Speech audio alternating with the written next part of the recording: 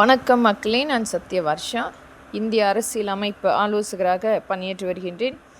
அனைத்து இந்திய அண்ணா திராவிட முன்னேற்ற கழகம்தான் ஆட்சி அமைக்கப் போகிறது என்பது தமிழ்நாடு முழுவதுமே இன்றைக்கு மக்களுடைய அந்த கூட்டம் பிரதிபலித்து கொண்டிருக்கிறது. ஆரவாரமாக நம்மளுடைய அனைத்து இந்திய அண்ணா திராவிட முன்னேற்ற கழகத்தின் வேட்பாளர்களுக்கும் நம்மளுடைய கூட்டணி கட்சி வேட்பாளர்களுக்கும் அமோக வரவேற்பு கொடுத்து அந்த கூட்டம் பிரதிபலித்து கொண்டிருக்கிறது. திருவிக நகரில் நிற்கின்ற சகோதரி பொற்குடி ஆம்ஸ்ட்ராங் அவர்களுக்கு இரட்டை இலை சின்னத்தில் வாக்களித்து ஒரு மிகப்பெரிய வெற்றியை கொடுக்க வேண்டும்.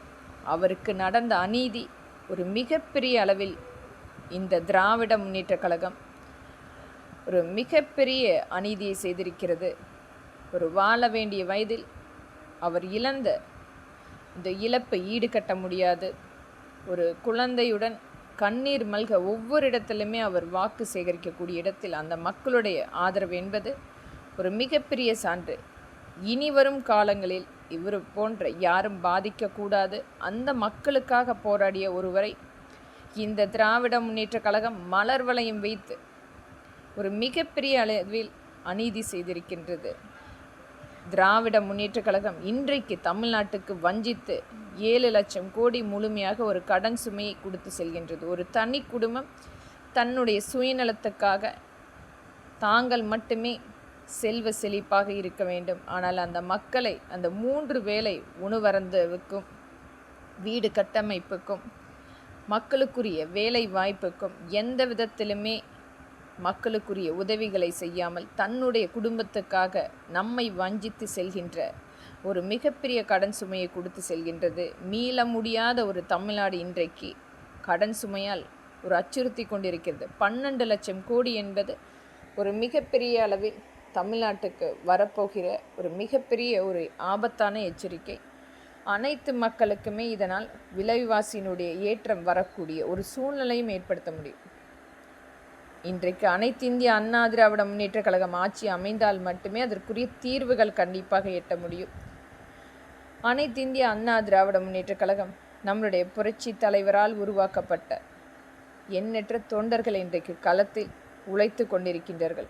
அவரை போன்று இன்றைக்கு மக்களுக்காக கொடுக்க வேண்டும், மக்களுக்காக அந்த திட்டங்களை எடுத்து சென்று அனைவருக்குமே பகிர்ந்தளிக்க வேண்டும் என்று மக்கள் அந்த 3 வேளை உணவருந்த வேண்டும், வசிப்பதற்கு வீடு கட்டமைப்பு ஏற்படுத்த வேண்டும், மக்களுக்குரிய வேலை வாய்ப்பு தொழில் வாய்ப்பை ஏற்படுத்த வேண்டும் என்று கொண்டு வரப்பட்ட கட்சி தான் அனைத்து இந்திய அண்ணா திராவிட முன்னேற்ற கழகமும் நம்மளுடைய தொண்டர்களும்.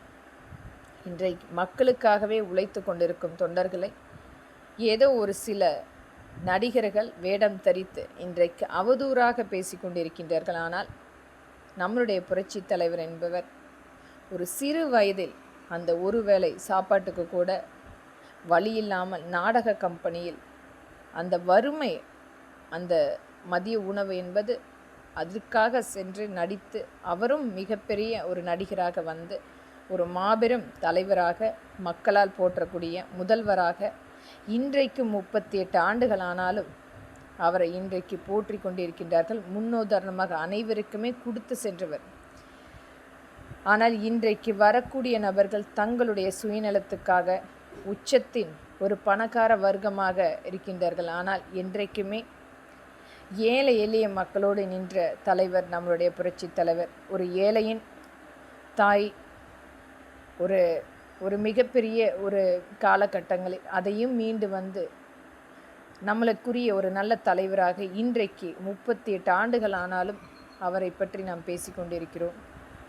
அந்த வறுமை எந்த மக்களுக்குமே வரக்கூடாது என்பதற்காக உருவாக்கப்பட்டதுதான் நம்மளுடைய அனைத்து இந்திய அண்ணா திராவிட முன்னேற்ற கழகம். இந்த திராவிட முன்னேற்ற கழகத்தின் இனி இவர்கள் தொடரக்கூடாது, இந்த மிகப்பெரிய கடன் சுமை இனி தொடரக்கூடாது என்பதற்கான அங்கீகாரமாக வாக்களிப்பீர் இரட்டை இலை சின்னத்துக்கும் நம்மளுடைய கூட்டணி கட்சிக்கும். நன்றி மக்களே.